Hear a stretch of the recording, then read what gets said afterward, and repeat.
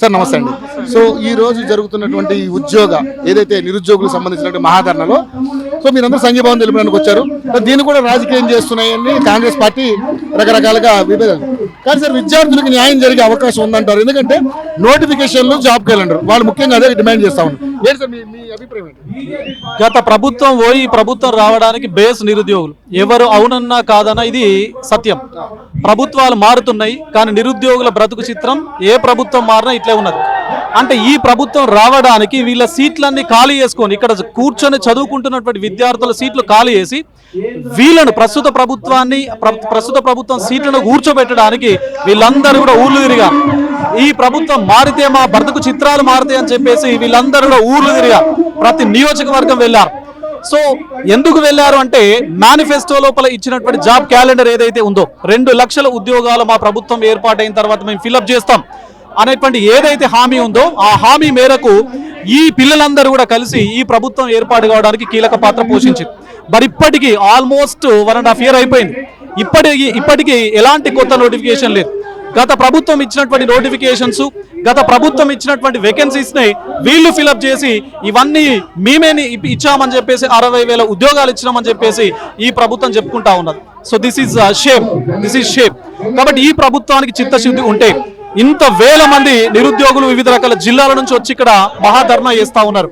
So తప్పనిసరిగా ప్రభుత్వం వీళ్ళ యొక్క ఆకాంక్షలను ఫుల్ఫిల్ చేసే విధంగా జాబ్ క్యాలెండర్ ను ఇమీడియట్ గా అనౌన్స్ చేయాలి. జాబ్ క్యాలెండర్ లోపల ఇచ్చినటువంటి వేకెన్సీస్ ఏవైతే ఉన్నాయో వాటికి అనుగుణంగా నోటిఫికేషన్స్ ఇవ్వాలి.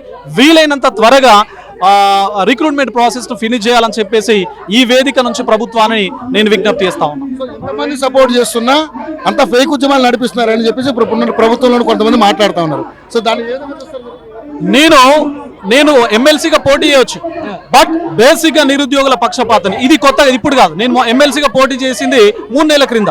కానీ నిరుద్యోగులతో ఉన్నది 18 ఏళ్ల నుంచి వీళ్ళ బ్రతుకు చిత్రంలో భాగంగా ఉన్నా అన్న ఆర్ కృష్ణయ్య గారు తన జీవితమే కంప్లీట్ గా బడుగు బలహీన వర్గాల పిల్లల కోసం, విద్యార్థుల కోసమే తన జీవితాన్ని అర్పించడం జరుగుతా ఉంది.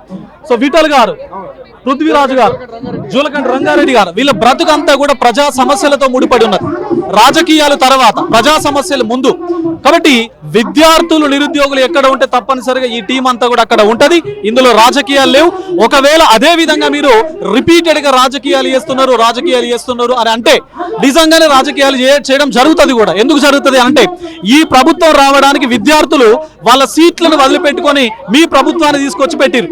అంటే విద్యార్థులను మీరు రాజకీయంగా వాడుకున్నప్పుడు మరి వారి భవిష్యత్తు కోసం తప్పనిసరిగా ఎవరైనా రాజకీయ పక్షాలు కలిసి వస్తే, నడిచి వస్తే, లీడర్లు వీళ్ళకు మద్దతు తెలిపితే వాళ్ళ సపోర్ట్ తప్పనిసరిగా విద్యార్థులు తీసుకొని ఈ ప్రభుత్వానికి అద్దె తీస్తారు భవిష్యత్తులో. స్థానిక సంస్థల ఎన్నికల్ని విద్యార్థులు ఉపయోగించుకోబోతున్నారు 100%.